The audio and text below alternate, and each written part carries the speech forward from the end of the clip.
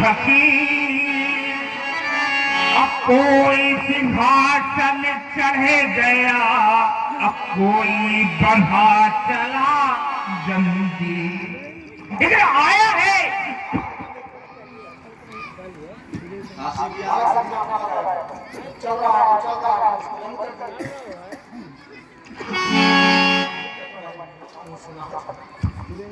आया है तो जाएगा, लेकिन जाएगा, लेकिन जबरदस्ती किसी को जवाब दिया जाएगा, किसी को माफ दिया जाएगा।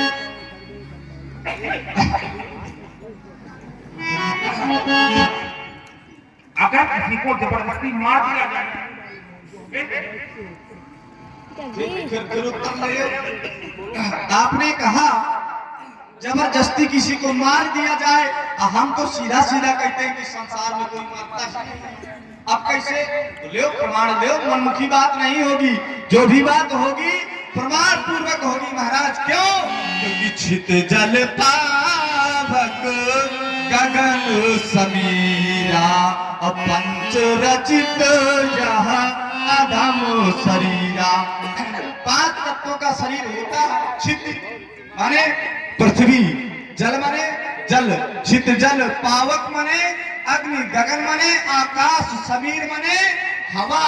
अब 5 तत्व विलय हो जाते हैं, संसार में मरता कम है। क्यों? क्योंकि एक सिद्धांत कहता है नैनम छिंदन्ति शास्त्राणि नैनम दहति पावका न चैनम क्लंदन्त्यापो न शोषयति मारुता।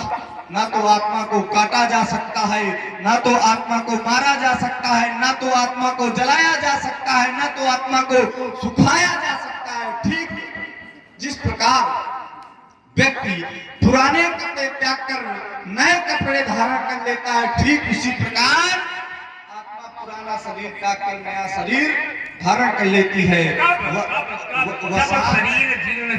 वह सांस जीना यथा विहाय तथा गृहाति नरो प्राणी।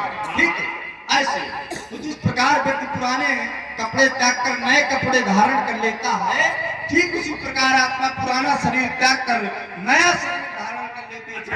तो मरता कौन है महाराज? कौन मरता है? बहुत बढ़िया। तुमने कहा कि जीर्ण शीर्ण शरीर को त्याग करके आत्मा निकल जाती, तो क्या जीर्ण शीर्ण था? नहीं, आपने मत देखो। ना ना ना ना, रुको रुको, ईमानदारी से आपने बताया, आपने कहा जैसे किसी को मार दिया गया हो, उस विषय पर आपने ये बात कही है। देखो ना महाराज, ऐसा नहीं है, जहाँ तुम चलोगे ना वहाँ जरूर मिलेंगे, ऐसा नहीं है। अगर ऐसा है तो धनुष क्या जीर्ण शीर्ण था? धनुष है दिव्य, और दिव्य चीजें कभी जीर्ण शीर्ण नहीं। देखिए लीजिए, अब धनुष है दिव्य, ठीक। मान लो कोई समाज में ऐसा व्यक्ति हो, ठीक, देखो आपकी बात का उत्तर है कर रहा हूँ, केवल आपकी बात का उत्तर। समाज में कोई ऐसा व्यक्ति हो भैया, वो दिव्य हो, अब फिर वो व्यक्ति पहली बात तो कोई मारेगा नहीं उसको, एक ठीक। मान लो उसको कुछ हो जाए तो समाज के लोगों को सुख होगा कि दुख होगा? दुख होगा। क्यों? क्योंकि वो दिव्य था। धनुष है दिव्य, तो ये टूट गया है तो क्या किसी को दुख हुआ है? तो बोले ना, बोले हुआ क्या है? तो सारे लोग प्रसन्न है, बोले ना चाहिएगा